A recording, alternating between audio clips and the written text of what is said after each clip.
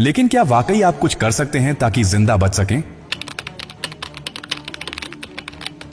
हाँ, अगर आप अभी से तैयार हैं, ये जानकारी जिंदगी और मौत के बीच की दूरी तय कर सकती है। क्योंकि जब एक न्यूक्लियर बम गिरता है तो सिर्फ धमाका ही नहीं होता, उसके बाद शुरू होता है वो खतरनाक खेल जिसे कहते हैं रेडिएशन फॉलआउट। और उसमें जो जिंदा बचता है वो भी धीरे धीरे मरने लगता है। सबसे पहले जानिए कि जैसे ही न्यूक्लियर बम गिरता है, एक तेज सफेद रोशनी आपके सामने आती है। इस रोशनी को देखना मतलब अपनी आंखों की रोशनी खो देना। आप अंधे हो सकते हैं स्थायी रूप से। इसलिए पहला कदम, जैसे ही धमाके की खबर मिले या रोशनी दिखे, तुरंत जमीन पर लेट जाइए, अपनी आंखें और कान बंद कर लीजिए और चेहरे को किसी कपड़े से ढक लीजिए। ये पहली रक्षा है। अब सवाल उठता है कि कहां जाएं? तो याद रखिए, अगर आपके आसपास कोई मेट्रो स्टेशन है, बेसमेंट है, अंडरग्राउंड पार्किंग है, तो वहीं भागिए, क्योंकि जमीन के नीचे रहना न्यूक्लियर फॉलआउट से बचने का सबसे कारगर तरीका है। लेकिन अगर कुछ नहीं है तो अपने घर को ही शेल्टर बनाना पड़ेगा। सारी खिड़कियां, दरवाजे बंद कर दीजिए। हर छोटी छोटी दरार को भी किसी कपड़े, टेप या गत्ते से बंद कीजिए। हवा का एक भी रास्ता नहीं खुला रहना चाहिए। अटैक से पहले या जैसे ही खबर मिले, आपके पास सिर्फ कुछ मिनट होंगे। उसी वक्त पानी भरिए, बाल्टी, बोतल, ड्रम जो भी है।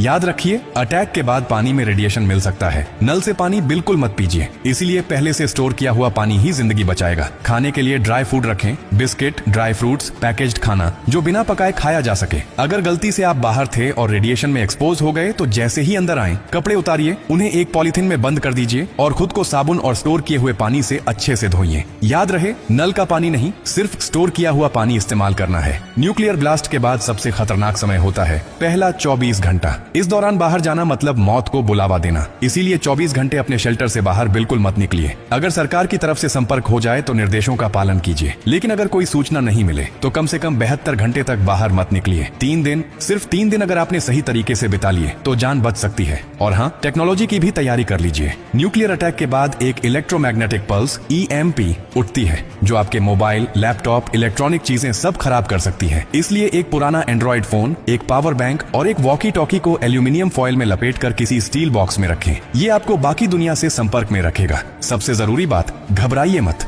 पैनिक नहीं करना है। हर फैसला सोच समझ कर लीजिए, क्योंकि न्यूक्लियर अटैक एक टाइम गेम है। जो जितना शांत रहेगा, उसकी जान बचने के चांस उतने ही ज्यादा होंगे। और याद रखिए, ये जानकारी सिर्फ आपके लिए नहीं, बल्कि आपके परिवार, दोस्तों, पड़ोसियों और पूरे समाज के लिए है। क्या आप अकेले सुरक्षित रहना चाहते हैं? नहीं ना? तो इस जानकारी को हर उस इंसान तक पहुंचाइए जिसकी जिंदगी की आपको परवाह है। हो सकता है आपकी एक शेयर से किसी माँ का बच्चा जिंदा रह जाए, किसी पिता की आखिरी उम्मीद बच जाए, किसी बहन का भाई लौट कर घर आ जाए। और यही तो असली इंसानियत है। और हाँ, जब आप जिंदगी बांट रहे हैं तो एक वादा भी कीजिए। डॉक्टर कार्डियो की हर पोस्ट से कुछ सीखेंगे और दूसरों को भी सिखाएंगे, क्योंकि हमारा मकसद सिर्फ कंटेंट नहीं, आपकी सुरक्षा है, आपकी जिंदगी है।